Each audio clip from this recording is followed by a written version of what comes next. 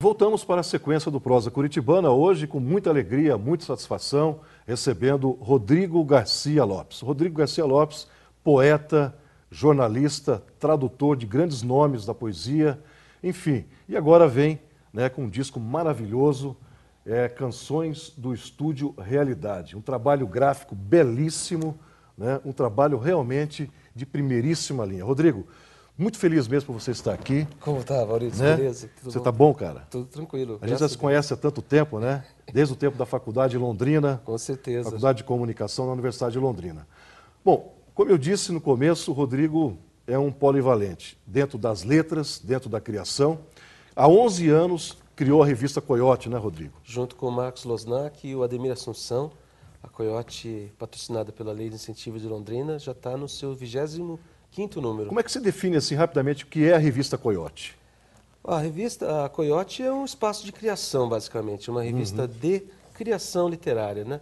Ela não é uma revista acadêmica, ela não é uma revista sobre literatura. Então e também não é uma revista apenas de literatura, né? Porque ela tem fotografia, que é uma parte importante da revista. Todo número tem um fotógrafo do número, né, especial. O último número foi o Orlando Azevedo, daqui de Curitiba, com um trabalho, né, fantástico.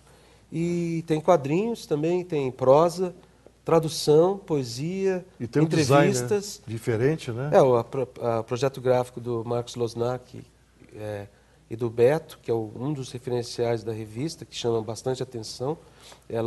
A revista não se parece com nenhuma outra revista que tem por aí. Tem uma identidade muito forte visual.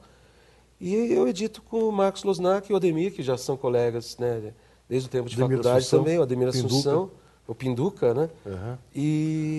E tem sido uma aventura. Fazer cultura e editar uma revista de literatura e arte no Brasil é uma aventura. Como é que ela se sustenta, Rodrigo? Ela é a lei de incentivo à cultura de Londrina apenas, né? Eu digo sempre que nós somos tão incompetentes na parte comercial que nós nunca conseguimos publicar nenhum anúncio. Então a revista é virgem nesse sentido, né? Ela é impoluta. Mas é que é difícil, a gente faz outras coisas além da revista. Então, às vezes, a gente demora. E o processo todo de criação da revista são 3 editoras, né? E tudo é discutido, né? Texto a texto, foto a foto. E às vezes sai altos paus, altas discussões, mas no fim tudo dá certo, né? Mas é que são 3 pessoas de personalidade forte, vamos dizer assim, e cada um tenta justificar as suas escolhas e tal. Mas bom, o projeto gráfico também do disco é do Marcos Losnak também, né? O projeto gráfico, o disco foi todo pensado, né, do começo ao fim, como uma coisa muito integrada. É o projeto gráfico do Marcos Losnak, com a ajuda do Beto. As fotos são da Elizabeth Gislene, que é uma fotógrafa de Londrina, uma amiga também. E essa ideia a gente queria fazer um objeto, um livro também, né? Então ele tem as imagens, tem as letras e tal, e até epígrafes, que não é comum um disco ter epígrafe como num livro. Mas ficou bem feliz. Foi feita a parte gráfica lá em Londrina, né? E o disco é praticamente 100% londrinense, né? Ele contou com participação de 13 músicos de Londrina. 13 músicos. A direção musical do André Siqueira e minha. E sempre importante frisar a figura do arranjador no disco, que foi... O André Siqueira foi um verdadeiro parceiro no disco. Ele abraçou a ideia, abraçou o projeto, soube transportar a maneira de eu compor no violão, a característica do jeito como eu toco e componho, da identidade das canções, né, que é marcada por isso, e transportou para os arranjos. Então, das 12 faixas, 10 arranjos são dele. Um da banda cinemática e um da Neuza Pinheiro. Então, foi um prazer imenso assim, trabalhar com o André, porque, além de um excelente instrumentista, na verdade, multi-instrumentista, ele tem uma abertura e um ouvido para a música assim, impressionante. Está muito bacana mesmo, está de parabéns esse trabalho. E vale a pena ressaltar a questão do incentivo cultural, né? Sim, exatamente. No caso do disco também, a Prefeitura de Londrina apoia, né, esse trabalho fantástico, né? Agora eu vejo aqui uma parceria com o Paulo Leminski. O nosso programa, Rodrigo, é prosa curitibana. Sim. Mas no sentido amplo da identidade cultural de Curitiba, mas do Paraná, né? Como é que você analisa essa questão? Nós lembramos que 30 anos atrás, né, existia uma dicotomia, uma separação muito grande entre o Paraná do interior e o Paraná da capital. Como é que você vê hoje, passado esse tempo todo, parceiro do Paulo Liminski, você conheceu o Paulo Liminski, inclusive, também, não é? Fala um pouquinho para nós sobre essa questão aí da unidade paranaense, da prosa paranaense, londrinense e curitibana. Bom, eu sou contrário a qualquer forma de bairrismo, embora às vezes seja engraçado, saudável ter um bairrismo. Mas eu lembro que na década de 80 nós tínhamos uma disputa com Maringá, Londrina e Maringá, que hoje em dia praticamente não existe mais, mesmo porque as cidades estão praticamente ali coladas. E tinha uma disputa saudável entre Londrina e Curitiba. Eu lembro de matérias sobre, tipo, quem faz mais cultura, Curitiba ou Londrina, e daí tinha aquela rivalidade, daí o Leminski sempre polarizando, falando que os melhores estavam lá em Londrina. Mas assim, nunca chegou a ser, na verdade, um fla-flu entre pé vermelhos e, vamos dizer, coxas brancas ou curitibanos, né? Mas sempre foi saudável. Na minha formação, o que eu posso dizer é que as referências culturais sempre vieram de São Paulo. Isso. E Londrina, que às vezes até chegam alguns amigos aqui e falam, você é da quinta comarca, né? Porque aquela região foi disputada, né? Daí eu não gosto disso, porque eu não me sinto londrinense, eu sou um cidadão do mundo, eu não me sinto curitibano, eu sou paranaense, né? E isso já basta já para você poder ter a marca identitária assim, de paranaense e londrinense. Mais interessante o fato de que, por exemplo, até a década de 50, a estrada entre Curitiba e Londrina era um desastre. Eu lembro vindo criança com meu pai, a gente tinha que passar por Curitiba para ir para as praias catarinenses. E meu pai sempre se perdia aqui, nunca acertava o caminho, a gente errava o caminho. Mas assim, a relação sempre, pela própria natureza de Londrina, foi um contato maior com São Paulo do que propriamente com Curitiba, porque tinha estrada de ferro, os imigrantes todos que colonizaram Londrina vieram de São Paulo, Minas Gerais, do Nordeste, do mundo todo, né? E tinha as rádios de São Paulo, e tinha um contato maior com São Paulo do que Curitiba, mesmo que Curitiba até a década de 70 era uma cidade bem isolada, pequena, né? Isolada. Eu lembro que não tinha muito contato, apesar de já terem muitos criadores, gente importantíssima, aqui já tinha rolado da televisão, já tinha simbolismo, né, para falar outras coisas. Mas esse diálogo, até hoje eu acho que o diálogo cultural entre Curitiba e Londrina, talvez na área do teatro tenha alguma coisa maior, mas é de se espantar, por exemplo. Muitas vezes eu tenho amigos curitibanos que nunca tiveram em Londrina, não sabem, nunca foram para o norte do Paraná. Eu imagino que é a Terra Vermelha lá, né? Então, às vezes dá uma sensação de um isolacionismo, assim, né? Eu não sei por que isso. Mas você falou agora, você é um cidadão do mundo. O Rodrigo já entrevistou grandes nomes da literatura, né, mundial, é tradutor de Arthur Rimbaud, né? Não precisa falar nada, um grande poeta, extraordinário poeta, né? Tem esse livro aqui também, que é um livro de 2004, O Navegante, fez uma tradução do anglo-saxônico, é isso? É anglo-saxão, é o antes do inglês, né? A língua que é o pré-inglês, vamos dizer assim. Pré-inglês, é um inglês selvagem, um inglês viking, meio brutal. É um poema oral, sem autoria, quer dizer, sem autoria não, anônimo, e que data do período oral ainda, quando não tinha nem a escrita, não tinha nem chegado. Como é que foi fazer esse trabalho? É o trabalho de resgate, é o trabalho de arqueologia da língua, não é? Esse poema Navegante, ele foi traduzido pelo Ezra Pound, depois foi traduzido um trecho pelo Augusto de Campos, mas não inteiro. E é um poema que eu estava dando aula na época sobre literatura, cultura anglo-saxã, cultura anglo-americana, vamos dizer. E eu me deparei com esse poema como exemplo de princípio da literatura inglesa, inclusive quando era oral, a poesia era recitada em tabernas, era totalmente oral e era transmitido oralmente, né, de tradição para tradição. Só chega a escrita quando chegam os cristãos, quando o cristianismo começa a chegar na Inglaterra, porque até então eram pagões, né? Rodrigo, quantos livros você tem de poesia publicados hoje? Olha, eu tenho no total 14 livros publicados. São 4 de poesia e um que está saindo agora pela editora Sete Letras do Rio, que chama Estúdio Realidade, mas é um título que reverbera no disco. Eu tenho um de entrevistas, que foi essas entrevistas que eu fiz nos Estados Unidos. Com quem foram essas entrevistas? Na época foram 19 entrevistas. O livro chama Vozes e Visões. Eu entrevistei o Allen Ginsberg, o John Cage, William Burroughs, John Ashbery, que é um poeta contemporâneo importante, Amiri Baraka, que é um poeta negro, da época também do movimento lá de liberação dos anos 50. Chick Corea, Laurie Anderson, né? Laurie Anderson da música. Eu fiz um livro interdisciplinar, né? Eu entrevistei um cineasta também, que é um cineasta anti-Hollywood, totalmente experimental, que já faleceu, o Stan Brakhage. Então foi um livro que, embora tenha um pé na literatura, ele dialoga com outras artes, e nas entrevistas eu faço também os entrevistados se posicionarem em relação a outras artes, né? De como é que eles veem a obra deles com cinema, né? Foi um livro muito divertido de fazer. E daí eu tenho as 4 traduções, que é a Sylvia Plath, que eu fiz com Maurício Arruda Mendonça, em 90, é uma poeta americana. Depois veio a tradução do Rimbaud, a Illuminations do Rimbaud, com Maurício Mendonça. E daí a Sylvia Plath novamente, com o livro Ariel, com a Cristina Macedo, de Porto Alegre. O Walt Whitman, que é o Folhas de Relva. E o Navegante.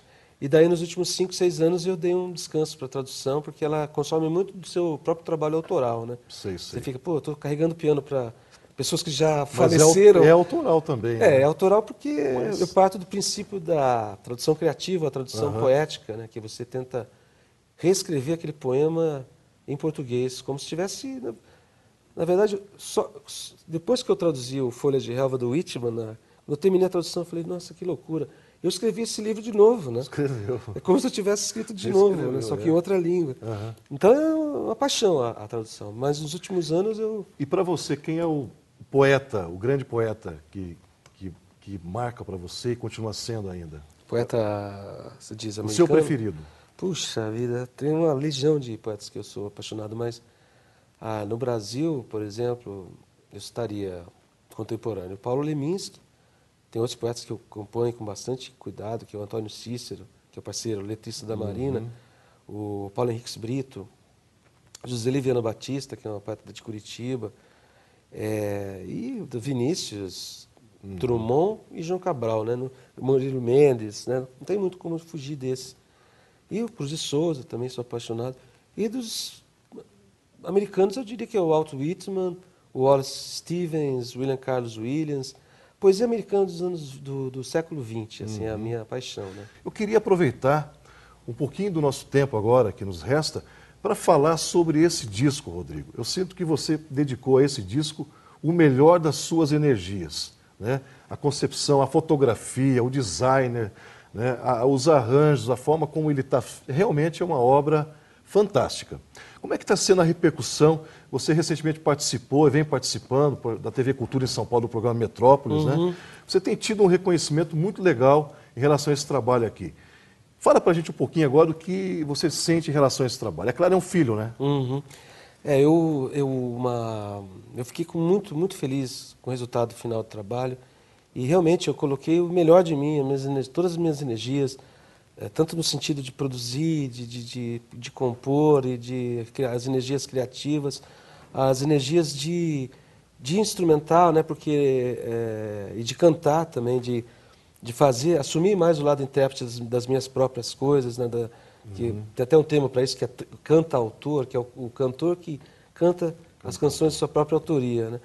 E claro que do primeiro disco do Polivox para esse, eu acho que teve um amadurecimento grande, assim, não só em termos de composição, mas também eu amadureci enquanto tirei um pouco a timidez de abrir a voz e cantar, colocar para fora, que a gente fala que se ler um poema como falar em público pelado, imagina cantar, ainda que é uma coisa um pouco mais ainda, pode ser constrangedora.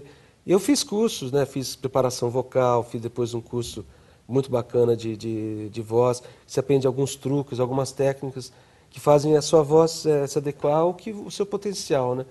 E foi um disco fantástico de ser feito, foi um processo longo de 2 anos, ele foi gravado em janeiro, fevereiro do ano passado, contou com 13 feras da música londrinense, tem vibrafone, clarone, baixo acústico, combinações excêntricas, às vezes num funk tem um vibrafone, são instrumentos que um pouco de música erudita. E eu digo que o disco tem 12, é como se fosse 12 cenas, 12 momentos, né? Então ele tem músicas, tem reggae, tem afoxé, que é o Alba, que seria a parte mais brasileira, essa Alba. Tem jazz, né, que eu acho que é uma influência muito grande no que eu faço, é o jazz. O Miles Davis, Marcus Miller, uma série de outros caras.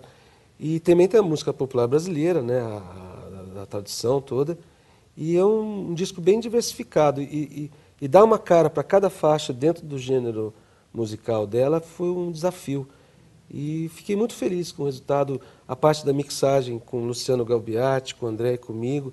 Você acaba aprendendo todo o processo da criação até o fechamento. A masterização foi feita em São Paulo com Homero Lotito, que é uma referência na área da masterização. E para quem não conhece muito, a masterização tem realmente um peso, dependendo da qualidade do cara, o cara pode até salvar ou fazer crescer o que já está bom, né? E é isso. Eu venho agora tentando divulgar esse trabalho, né? Não tá fácil, né? Porque, como lembrou uma amiga minha, nós vivemos numa saturação de produção, né? Você está competindo com muitas outras pessoas, muita gente querendo mostrar o trabalho. Eu estou até atrás de patrocínio, atrás de lugares para me apresentar, né? Em Curitiba, ou chances de mostrar o trabalho, e estamos tentando, é uma batalha, né? E o disco pode ser encontrado, outras informações, outros trabalhos do Rodrigo, pelo site, é esse aqui? É o www.rgarcialopes.wix, né, que é wix.com/site. Nesse site, que também apareceu junto com o CD em fevereiro agora, você tem informações sobre o disco, você tem todo o encarte, todas as músicas, tem músicas para download, tem possibilidade de baixar de graça o disco anterior, que graças à internet agora ele renasceu, né, porque na época, no 2001, a internet ainda estava muito... E eu estou usando muito as plataformas digitais e a internet para divulgar o trabalho, que para mim é uma coisa que não tive a chance de fazer isso na época. E ali tem poemas, tem traduções, tem informações sobre o disco, release, tem comentários faixa a faixa do disco, como é que foi criada aquela canção e tal. Rodrigo, quer deixar o telefone para contato? Assim, pode entrar em contato com rgarcialopes@gmail.com ou no telefone 43, que é Londrina, 3322-2115.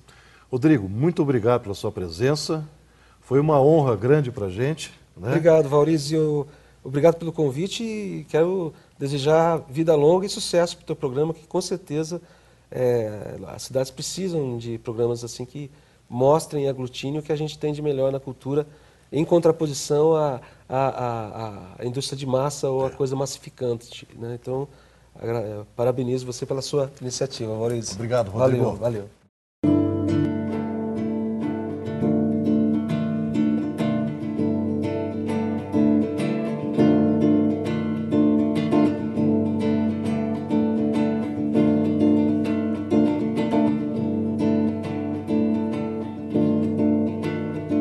Pela trilha sem folhas,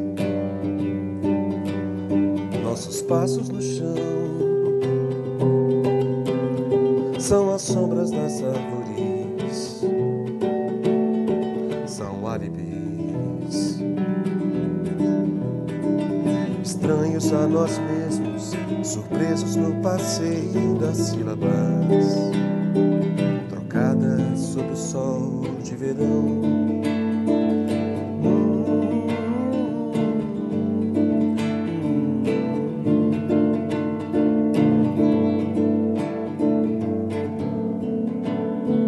Beijamos o momentâneo, guardamos nossos espelhos e simplesmente somos.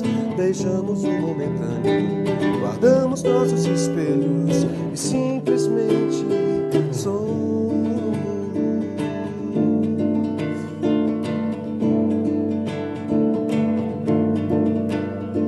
Pela trilha sem folhas,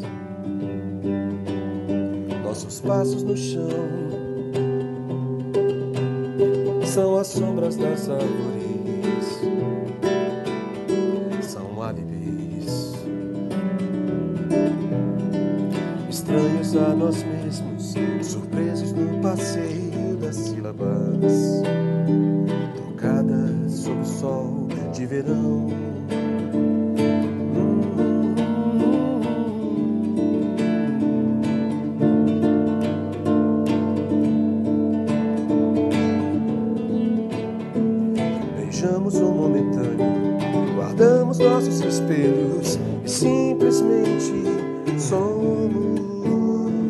beijamos no momentâneo, guardamos nossos espelhos e simplesmente